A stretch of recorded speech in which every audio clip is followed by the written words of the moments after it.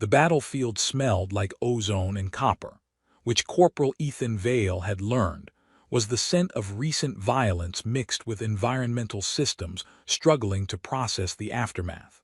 Driva VII's thin atmosphere made everything sharper, sounds carried farther, smells lingered longer, and death felt more immediate than on worlds with proper air to dilute it. Ethan moved through the crater field with his rifle ready and his nerves frayed, part of the cleanup operation after what military briefings were calling a tactical engagement, and everyone else called a clusterfuck.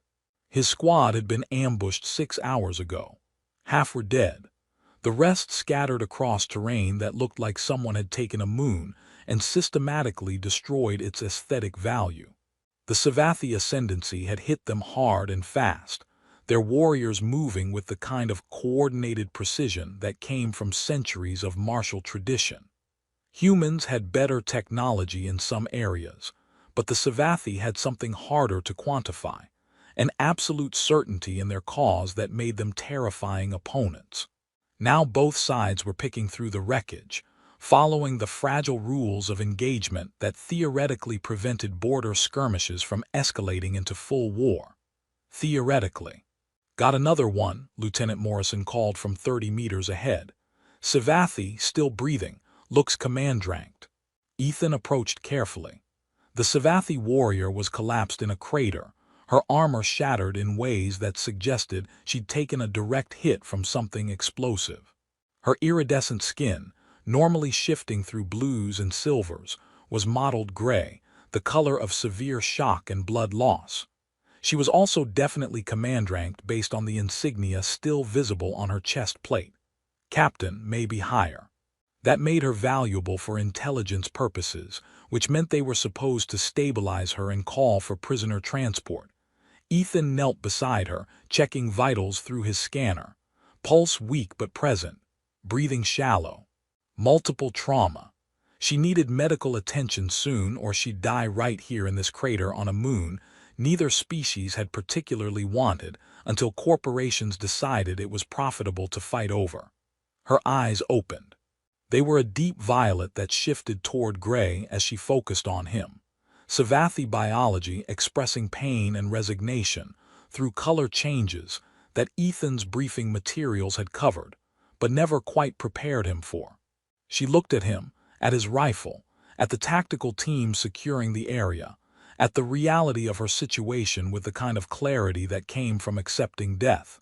When she spoke, her voice was barely a whisper, rough with pain but steady. Please. Just make it quick. The words were in standard, accented but clear. She was asking him to execute her, not pleading, not begging, just requesting efficiency in the inevitable. Ethan's finger was on the trigger. His training said hostile combatants in contested zones fell under fluid engagement protocols. His experience said nobody would question it if he followed through.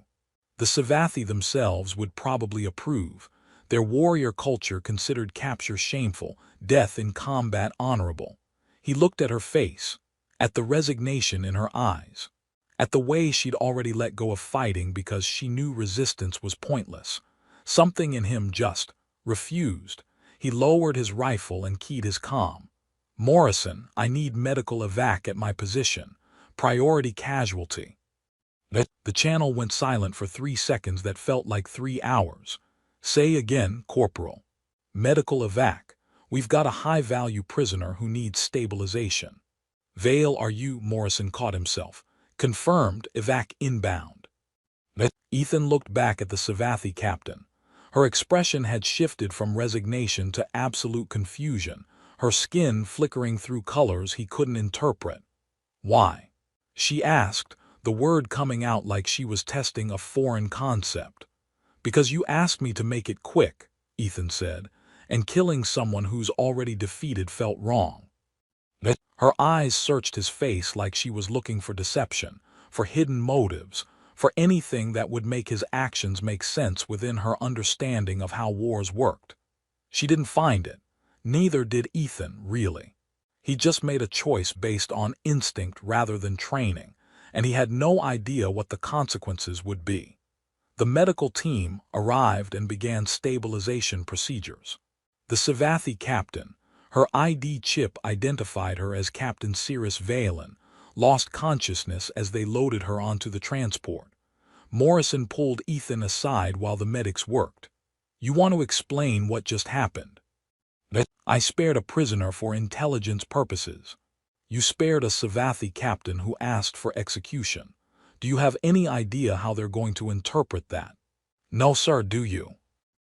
Morrison's expression suggested he didn't, and that bothered him considerably. "This is going to create complications, Vale. Command is already asking questions." He was right. The complications started before they'd even transported Cirrus back to the forward operating base.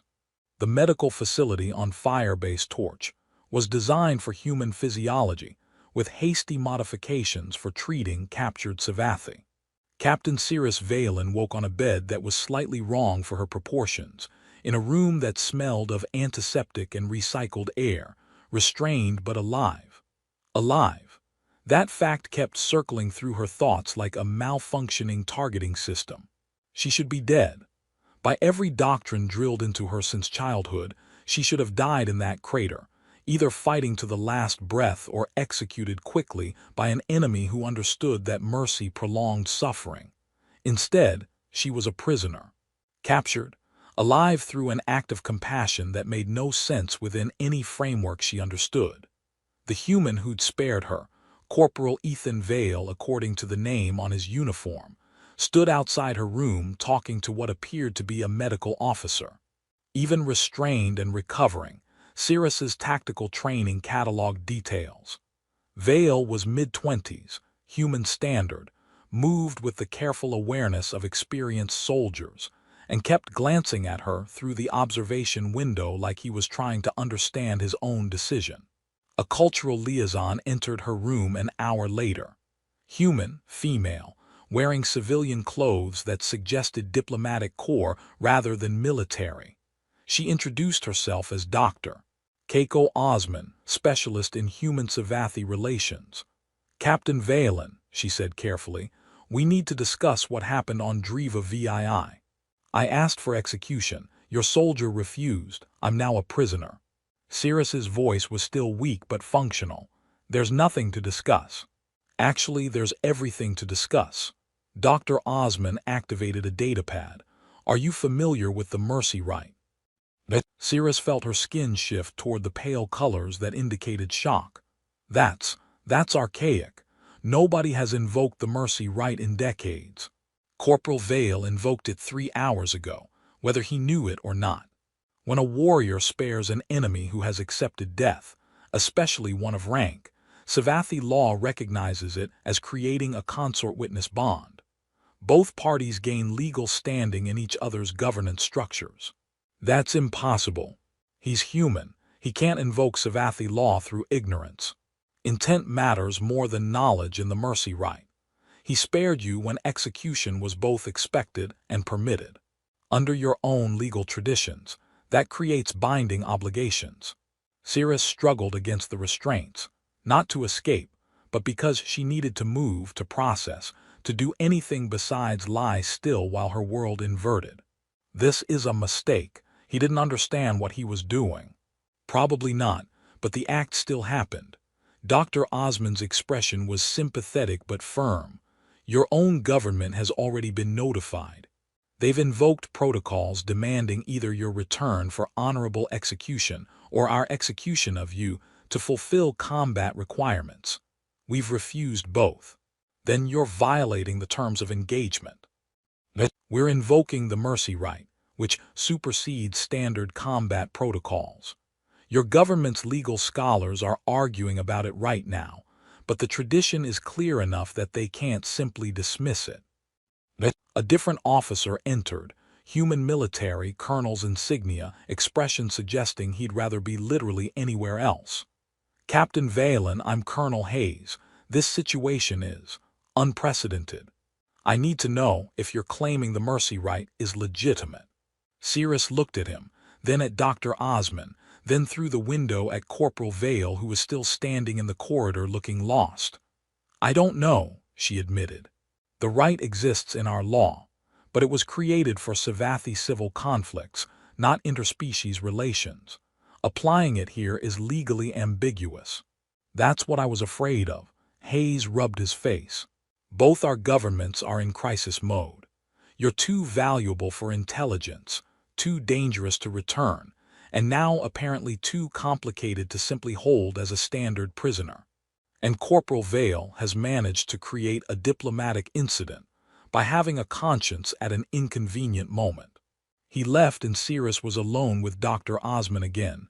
"Can I speak with him?" Cyrus asked. "With Corporal Vale."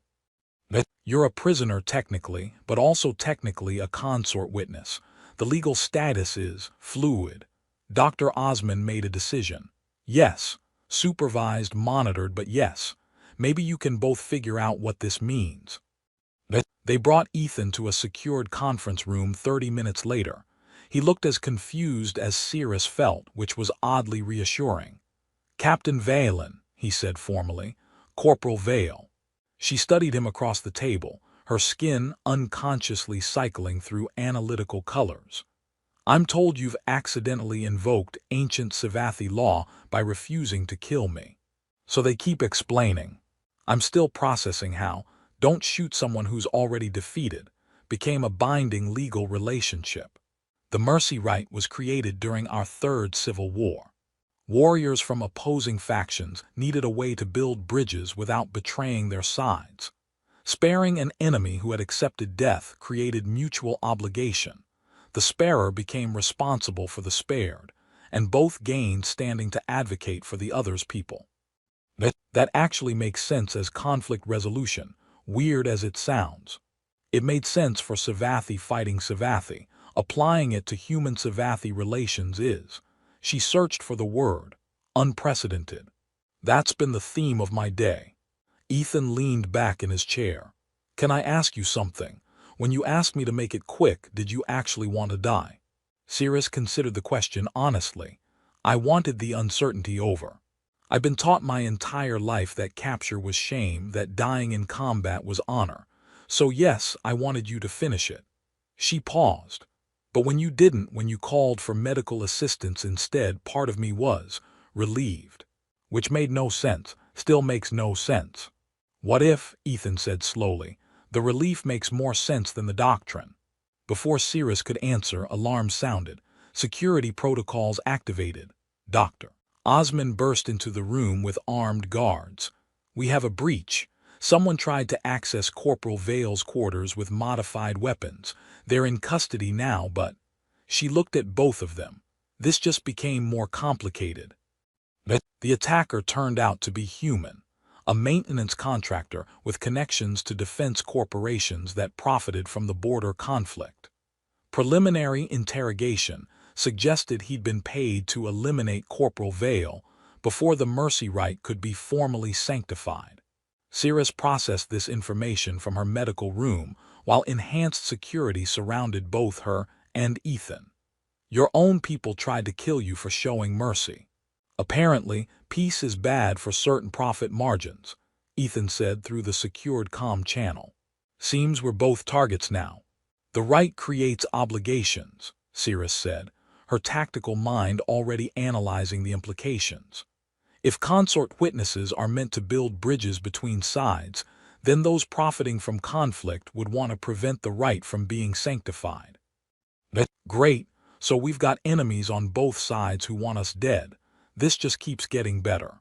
Despite everything, Cyrus found herself almost smiling, a human expression she'd learned but rarely used. "Welcome to having actually threatened the status quo, Corporal. It's traditionally fatal." "Well," Ethan said, "at least we're in this together, that's something." It was something. Cyrus wasn't sure what yet, but it was definitely something. Ethan spent his 72-hour assessment period in a state of controlled paranoia. His quarters had been moved 3 times after security sweeps found additional threats. A compromised air filter, surveillance equipment hidden in the lighting panels, and what demolitions experts identified as a remotely triggered explosive disguised as standard furniture. Someone really wanted him dead, and they had access that should have been impossible. Cirrus was dealing with similar issues. Her medical room had been swept twice after anomalies appeared in her treatment protocols. Subtle changes to medication that would have looked like standard human Savatthi physiology incompatibility, but were actually designed to induce system failure. They met daily in a secured conference room that was probably the most thoroughly scanned space in the entire firebase. Dr. Osmond supervised initially, but after the third day, she mostly left them alone with just security monitoring. "Your people are trying to kill you too," Ethan observed during their fourth meeting. Cirrus's skin had settled into troubled blue-gray tones that he'd learned indicated stress. High Command transmitted orders. "I'm to reject the mercy rite, claim cultural misunderstanding, and accept honorable execution to prevent political complications." Her expression was carefully neutral. "I refused." "Why?" "Because I've had 3 days to review intelligence files you've been granted access to through your consort witness standing. Files showing how many of our border conflicts were manufactured, how many casualties were unnecessary." Her skin darkened toward colors he couldn't quite interpret. "My government told me humans were honorless aggressors. Your intelligence suggests that assessment was propaganda designed to maintain profitable tension." Ethan pulled up his own files, financial records that Cirrus's status as consort witness gave her legal right to review. Human contractors coordinating with Savatthi military suppliers. Both sides making billions by keeping the conflict active but contained. Peace would cost them their revenue streams. They worked in silence for a while, cross-referencing data from both sides, building a picture of conspiracy that neither government wanted exposed. "This is why they want us dead," Cirrus said finally. "The mercy rite grants us standing to see each other's intelligence. If we actually use that standing, we'll expose the people profiting from our war." "Yeah." Ethan looked at the evidence they'd compiled. "So what do we do? If we disavow the rite, this all goes away and the conspiracy continues. If we ratify it, we're signing our death warrants." "They'll kill us either way," Cirrus said with the calm certainty of someone who'd done tactical analysis. "Disavowal makes us no longer useful as targets, but it also means we know too much about the conspiracy and represent loose ends. Ratification makes us legitimate threats they have to eliminate. Either path ends with assassination attempts." "Comforting. I'm a military officer. Comfort isn't my specialty." She studied the data displays. "But if we're targets regardless, we might as well make it count." Ethan met her eyes across the table. "You're suggesting we go through with the sanctification ceremony and present the evidence publicly." "I'm suggesting that the mercy rite was designed to build bridges between warring factions. We have evidence that our factions are being manipulated into warfare by people who profit from our deaths. Presenting that evidence is exactly what consort witnesses are supposed to do." "It'll probably get us killed." "Yes," Cirrus agreed, "but we'll die having actually threatened the systems that want us dead. That's more than most warriors achieve." Ethan thought about his years of service, following orders, fighting in conflicts he barely understood, losing friends to skirmishes that served corporate interests rather than strategic necessity. He thought about the moment in the crater when Cirrus asked him to make it quick, and his instinctive refusal to reduce her to just another casualty. "Okay," he said, "let's do it. But if we're exposing interstellar conspiracy, I want better coffee. The stuff they serve here tastes like recycled despair." Cirrus's skin flickered briefly toward warmer tones that might have been amusement. "That's your priority, coffee." "If I'm going to die threatening the military-industrial complex, I'm going to do it properly caffeinated." This time she definitely smiled. It looked strange on Savatthi features, but genuine. "I'm beginning to understand why you didn't shoot me, Corporal. You're too stubborn to follow sensible doctrine." "Thanks, I think." They spent the next 2 days compiling evidence and preparing their presentation. Dr. Osmond helped, partly because she believed in what they were doing and partly because she was apparently tired of watching interspecies relations being sabotaged by profiteers. Colonel Hayes visited on the final day before the sanctification ceremony. He looked like he'd aged years in a week. "Corporal Vale, I'm here to make you an offer. Disavow the mercy rite. Testify that Captain Valen manipulated you through cultural exploitation. Accept a promotion to lieutenant and reassignment to a safe posting. All charges dropped, career intact. And if I refuse, court-martial for violating engagement protocols, possibly treason for accepting foreign legal authority without authorization. Your career ends, probably with prison time." Ethan had expected this. "The thing is, Colonel, as consort witness I have legal standing with Savathi governance. Charging me requires acknowledging that standing. If you acknowledge it, you're validating the mercy rite. If you don't, you can't actually prosecute me for accepting foreign authority I don't technically have." Hayes's expression suggested he'd walked into that particular logical trap with full awareness, but had hoped Ethan wouldn't notice. "You've been talking to lawyers. Dr. Osman is very thorough. Also, Cirrus has centuries of Savathi legal precedent memorized, which helps. This will destroy your career." "My career involved guarding doors and fighting in manufactured conflicts designed to profit corporations. I think I can survive destruction." Ethan paused. "With respect, sir, did anyone offer you deals to look the other way? To ignore the evidence we've compiled?" Hayes's silence was answer enough. "Then we're all just trying to figure out how to do the right thing when the systems we serve don't want us to," Ethan said. "I'm choosing to die on this particular hill. You'll have to choose yours." After Hayes left, Cirrus asked through their secured comm channel, "Did you really just lecture a colonel about moral choices?" Apparently stubborn enough to ignore sensible doctrine includes ignoring rank hierarchy. Ethan reviewed their presentation one more time. "How are you doing? Your people threatening you with anything creative?" "Standard threats of dishonor, exile, execution. Nothing unexpected." Her skin flickered through stressed colors. "My commanding officer transmitted personal message. He said I'm bringing shame to our warrior traditions by accepting mercy instead of death." "What did you tell him?" "That maybe our traditions need to include mercy. That honor without compassion is just violence with better marketing." She paused. He did not respond well. "Yeah, that tracks." The sanctification ceremony was scheduled for the following morning at a neutral diplomatic station. Both governments would attend, media would cover it, and Ethan and Cirrus would either change the trajectory of human-Savathi relations or get themselves killed, possibly both. Ethan spent his last evening reviewing the evidence one more time, making sure every connection was documented, every transaction verified. Around midnight, Cirrus contacted him through their secured channel. "Corporal Vale." "Captain Valen.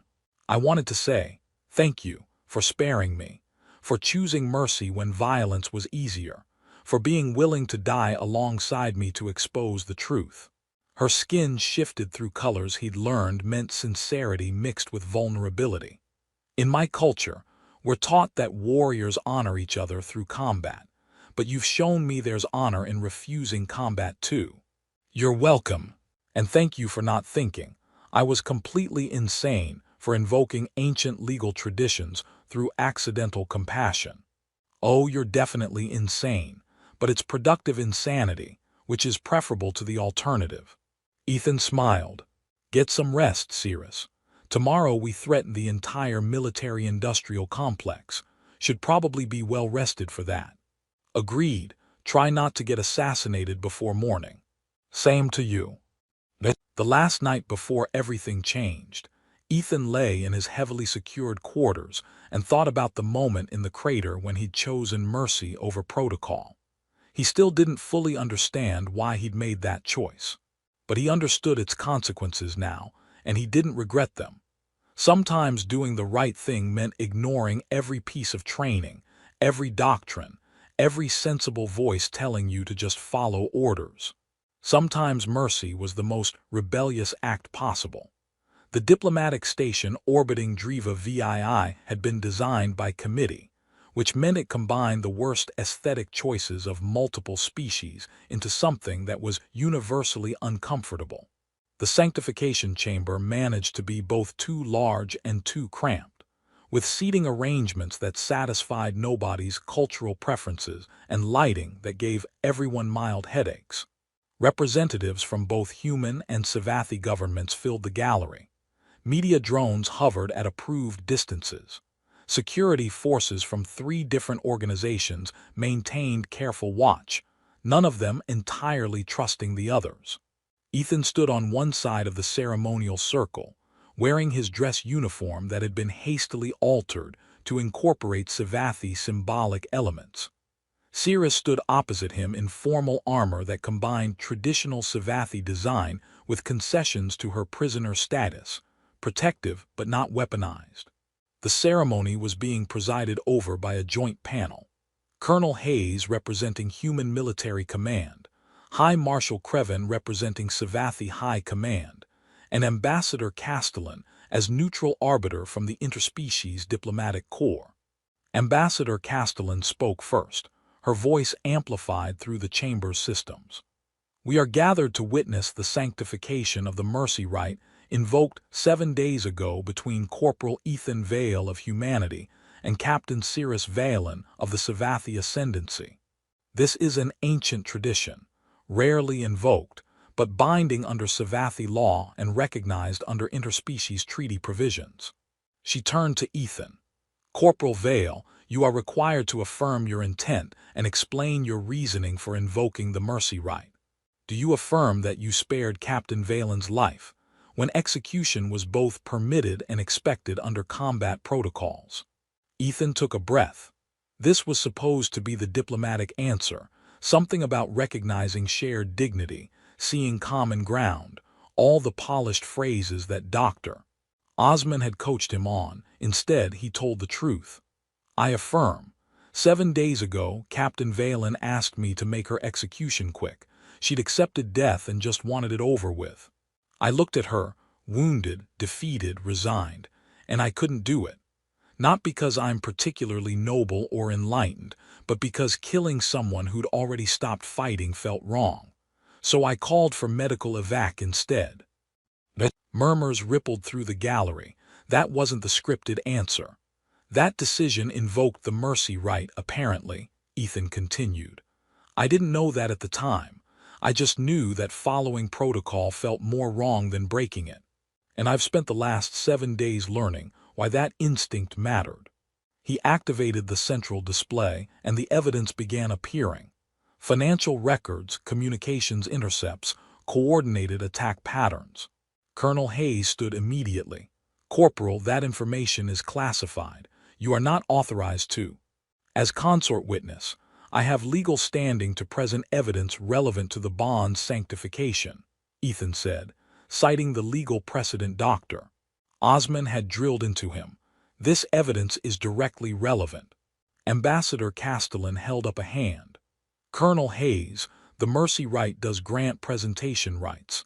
Unless you're claiming the right itself is invalid, Corporal Vale may proceed." Hayes sat down, his expression promising future consequences. Ethan continued, walking the assembled officials through the conspiracy they'd uncovered. For the past 3 years, human defense contractors and Savathi military suppliers have been coordinating to maintain the border conflict. Not to win it, not to end it, to maintain it. They've orchestrated attacks designed to look like natural escalation. They've sabotaged peace negotiations through deliberate intelligence failures. They've profited from every casualty on both sides. The gallery erupted in shocked conversation. Media drones focused intently, broadcasting across multiple systems. "Corporal Vale, these are serious accusations," Ambassador Castellan said. "Do you have verification?" "Captain Valen will present the Savathi side of the evidence," Ethan said, stepping back. Cirrus moved forward, her skin shifting through colors that expressed controlled anger. "High Marshal Creven, 3 days ago you transmitted orders for me to reject the mercy rite and accept honorable execution. You claimed it was necessary to preserve military honor and prevent political complications. She activated her own data display, showing Savathi military communications. Here are the real reasons. Your personal financial holdings include substantial investments in companies supplying our military. Every month the border conflict continues generates revenue for those holdings. Peace would cost you billions. Kreven's skin flushed dark red, Savathi biology expressing fury mixed with being caught. Captain Valen, you are making treasonous accusations based on your own communications, Cirrus cut in, which I have legal access to through my consort witness standing. Communications showing coordination with human contractors to ensure the conflict remained profitable, including discussions about eliminating Corporal Vale and myself before we could present this evidence. She displayed the intercepts, encrypted communications between Savathi officers and human corporate interests, coordination of the assassination attempts, explicit discussions about the problem that the Mercy Rite represented to their profitable arrangement. The chamber descended into chaos. Officials were shouting in multiple languages. Security forces moved to detain several people flagged in the evidence. Media drones captured everything, while various governments attempted to invoke security protocols that no longer meant anything now that the information was public. Ambassador Castellan's voice cut through the noise. Order. This proceeding will maintain order. It took several minutes to restore enough quiet for her to continue. This evidence requires extensive investigation. But the question before us now is whether the Mercy Rite will be sanctified. Corporal Vale, Captain Valen, you've presented compelling reasons why powerful interests want to prevent that sanctification. Yes, Ambassador, Ethan said. Because the rite grants us legal standing to expose them. Without it, we're just a soldier and a prisoner with stolen intelligence. With it, we're consort witnesses performing exactly the function the rite was designed for, building bridges by revealing truth. Castellan looked at both of them for a long moment. Do you both understand that sanctifying this rite makes you permanent targets, that you'll spend the rest of your lives navigating dangers from people who want you silenced? Yes, Cirrus said, but we'll spend those lives actually threatening the systems that profit from our people's deaths. That's preferable to the alternative. Corporal Vale, I spared Captain Valen because killing her felt wrong. Letting the conspiracy continue while I stay silent would feel worse. I'm willing to accept the consequences. Castellan nodded slowly. She turned to Colonel Hayes. Do you challenge the validity of the Mercy Rite invocation? Hayes looked at Ethan, at Cirrus, at the evidence displayed across multiple screens. His expression suggested internal warfare between duty to command and recognition, that the conspiracy was real. No, he said finally. I don't challenge it, but I reserve the right to pursue disciplinary action through appropriate channels. High Marshal Kreven. Kreven's skin had gone pale with suppressed rage. I challenge everything about this travesty, but I'm apparently in no position to press the challenge. He stood. This proceeding is illegitimate. You're free to leave, Castellan said calmly, but your departure will be recorded as implicit acceptance of the rite's validity. Kreven stormed out, followed by several other Savathi officials. Their departures were captured by every media drone present. Castellan waited until the chamber settled again. By the authority vested in me by the Interspecies Diplomatic Corps, and in accordance with Savathi legal tradition as recognized under treaty provisions, I declare the Mercy Rite sanctified. Corporal Ethan Vale and Captain Cirrus Valen are recognized as consort witnesses with all attendant rights, protections, and obligations. She paused. May you both survive the significance of what you've just done. The aftermath was controlled chaos. Some officials were immediately detained based on the evidence presented. Others fled the station and were declared wanted for questioning. The media storm was instantaneous, the story spreading across human and Savathi space, faster than official attempts to suppress it. Ethan and Cirrus were escorted to secured quarters, while both governments figured out what to do with them. They weren't quite prisoners, weren't quite free, weren't quite anything the legal systems knew how to categorize. Dr. Osmond visited that evening, bringing actual good coffee and a datapad full of legal analysis. Congratulations! You've created the biggest diplomatic incident in 30 years, and possibly saved the alliance from collapsing into full war. The historians are going to have a field day with this. How much trouble are we in? Ethan asked. Significant. But also you're now too visible to quietly eliminate. The conspiracy works in shadows. You've dragged it into light. She handed them the datapad. Preliminary investigations are confirming your evidence. Multiple arrests on both sides. Some officials are cooperating to save themselves, which is providing even more evidence. What happens to us? Cirrus asked. Legally complicated. Your consort witnesses, which gives you standing but also makes you problematic for both governments. Current thinking is to assign you as permanent liaisons, joint positions where you work together to implement the transparency the Mercy Right is supposed to create. So we get to do the most dangerous job in interstellar relations, Ethan said. Essentially, yes, but you'll be doing it together with legal standing and with enough public visibility that assassination becomes politically costly. Dr. Osmond smiled. It's not ideal, but it's survival with purpose, which is better than most people get. After she left, Ethan and Cirrus sat in their secured quarters looking at the datapad outlining their probable futures. We're going to spend our lives as bridges between our species, Cirrus said, making sure the conspiracy can't rebuild, preventing the kind of profitable war that killed so many. Yeah, it's going to be exhausting and dangerous and probably thankless. But necessary. But necessary, Ethan agreed. Cirrus's skin shifted through colors he'd learned meant contemplation mixed with determination. In my culture, warriors earn honor through combat, but you've shown me that sometimes the greatest battles are fought without weapons, against systems rather than soldiers. In my culture, we're supposed to follow orders and not ask uncomfortable questions. You've shown me that sometimes asking questions is more important than following orders. They sat in companionable silence for a while, two people from different species who'd accidentally become partners in threatening the status quo. Ethan, Cirrus said, first time she'd used his given name. Thank you for not making it quick, for choosing the harder path, for showing me that mercy can be strength rather than weakness. Thank you for honoring that choice, for not letting it be meaningless, for being willing to stand with me when standing against me would have been easier. Outside their window, Driva VII rotated slowly, the moon where this had all begun, where Ethan had refused to shoot a defeated enemy and accidentally invoked ancient law, where Cirrus had asked for death and received mercy instead. The border conflict didn't end that day.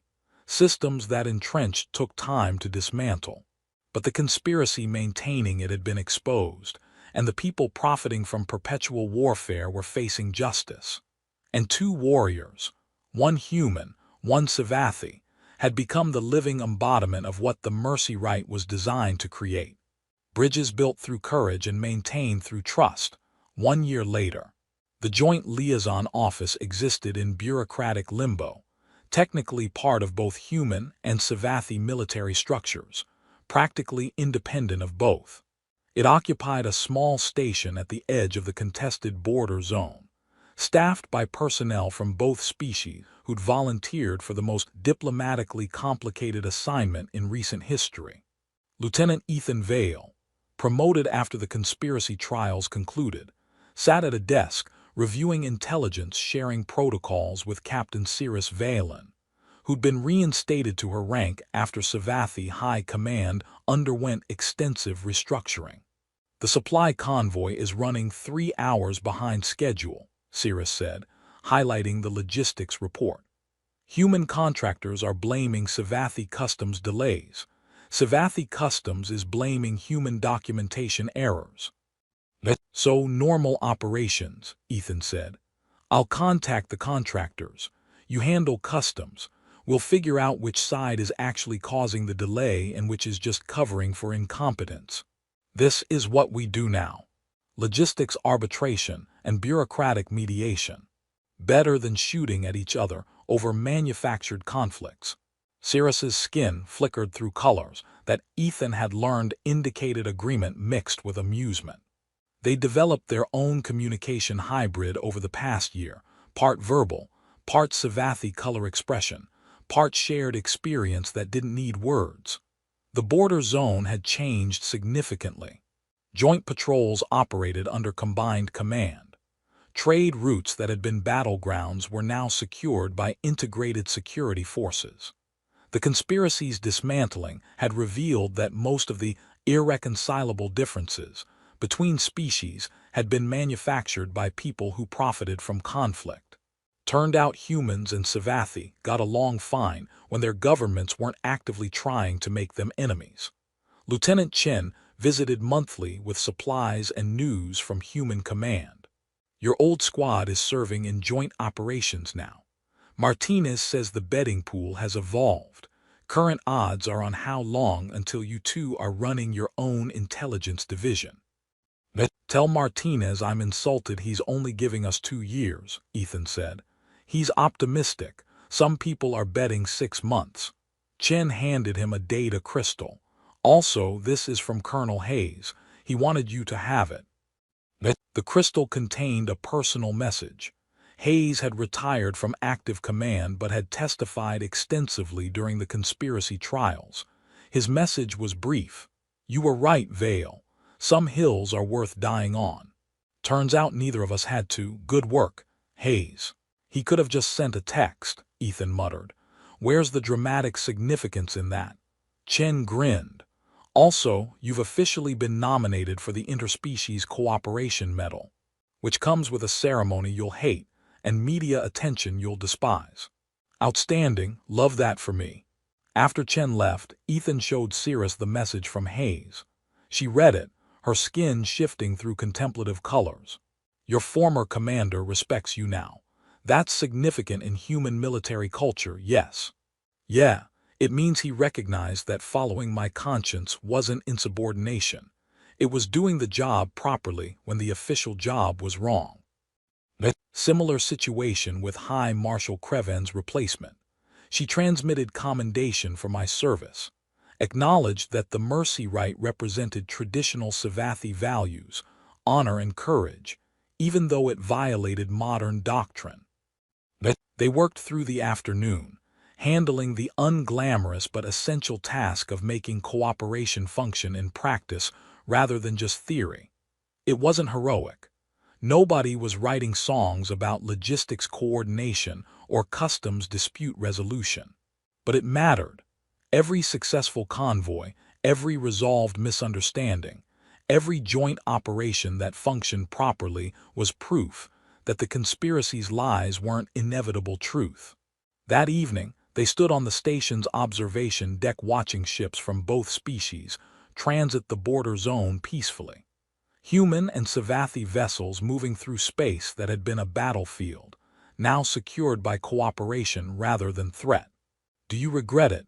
Cyrus asked. Choosing mercy that day in the crater, your life would be simpler if you just followed protocol. Ethan thought about the question. His life had become complicated beyond anything he'd imagined, constantly navigating between two governments, always visible as the human who'd invoked the mercy rite, forever linked to Cyrus through bonds that neither fully understood but both honored. No, he said, simple would have meant letting you die and watching the conspiracy continue. Complicated means actually changing things. He paused. What about you? Regret accepting the right instead of honorable death? Every day, Cyrus said. Then her skin flickered through colors that indicated she was joking. No, death would have been easier. But this building bridges, preventing wars, threatening systems that deserve to be threatened, this is better. Even when it's exhausting. A message came through from the joint patrol. Another successful operation. No incidents. coordination functioning smoothly. Small victories that accumulated into something larger. Lieutenant Vale, Captain Valen, the patrol commander reported, joint operations continuing nominal, no complications, requesting permission to extend patrol route through the disputed mining corridor. Permission granted, Ethan replied. Stay safe out there.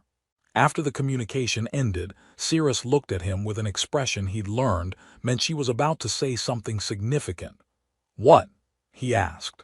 I was thinking about that moment in the crater, when I asked you to make it quick. Part of me expected death. Part of me hoped for mercy, but I never imagined mercy would lead to this, to partnership, to actually changing the systems that demanded one of us die. Yeah, Ethan agreed. Turns out mercy is more complicated and more powerful than either of our governments wanted us to know. They returned to their office and continued the work, handling disputes, facilitating cooperation, slowly building the trust that prevented profitable wars. It was tedious. It was essential. It was exactly what the mercy rite had been designed to create. And two warriors from different species, bound by an ancient tradition invoked through compassion, were proving that sometimes the most important battles aren't fought with weapons. They're fought with the stubborn refusal to let broken systems stay broken. Even when everyone is telling you that following protocol is easier, that mercy is weakness, that one person can't change entrenched power structures. Sometimes, especially then, mercy becomes the most powerful weapon available. And sometimes the bravest thing a warrior can do is refuse to fight. 2 years later, the interspecies cooperation medal ceremony was exactly as terrible as Ethan had anticipated. Formal attire that didn't fit quite right, speeches that went on too long, media attention that made him want to hide in a maintenance closet. But Cirrus stood beside him on the stage, her formal armor polished to reflective brilliance, her skin cycling through proud colors, and that made it bearable. Ambassador Castellan presented the medals, her voice carrying across the assembled dignitaries. Lieutenant Ethan Vale and Captain Cirrus Valen demonstrated that courage isn't always found in combat.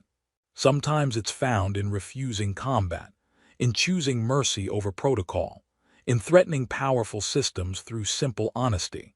She placed the medal around Ethan's neck, then Cirrus's. You've both earned something more valuable than recognition. You've earned the right to continue this work, to keep building bridges, to keep preventing the kind of profitable warfare that serves corporations instead of citizens. The ceremony ended eventually. Ethan and Cirrus escaped to a balcony overlooking the diplomatic station's central hub, watching ships from a dozen species transit peacefully. 2 years ago, I was a corporal guarding doors, Ethan said. Now I'm a decorated liaison officer who accidentally threatens military-industrial complexes. Life got weird. 2 years ago, I was resigned to death in a crater, Cirrus replied.